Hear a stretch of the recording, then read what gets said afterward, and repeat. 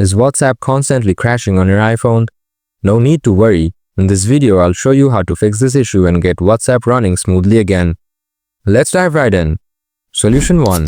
Force close the WhatsApp history. Swipe up from the bottom of the screen or press and hold on the home button if you're using an old model iPhone. Then find the WhatsApp and swipe up to clear the history. Solution 2. Clear app cache. First, open up the settings. Then tap on General.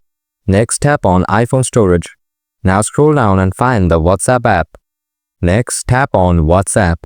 Then tap Offload. And again, tap Offload. After that, tap Reinstall it. If you still have the same issue, then follow my next solution. Solution 3. Enable background app refresh. Go to the Settings app. Tap on General. Scroll down. Tap on Background app refresh. Again, tap on Background app refresh. Now select Wi-Fi or Wi-Fi and cellular data from here. Then go back. Scroll down. Find the WhatsApp app. Make sure to toggle it on.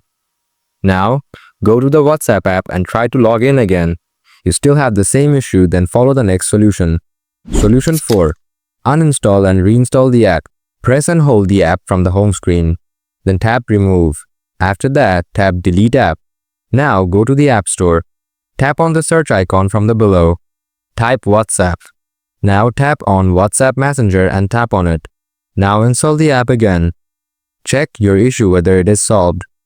Solution 5. Reset all settings. Open Settings. Tap General. Scroll down, then tap Transfer or Reset iPhone. After that, tap Reset. Now tap Reset all settings. Then enter the passcode of your iPhone if it wants. Tap Reset all settings again. After resetting all settings, go ahead and check whether your problem is solved or not. I hope it's all fixed now. Don't forget to hit the like button. If you have any questions, drop them in the comments below. Thanks for watching.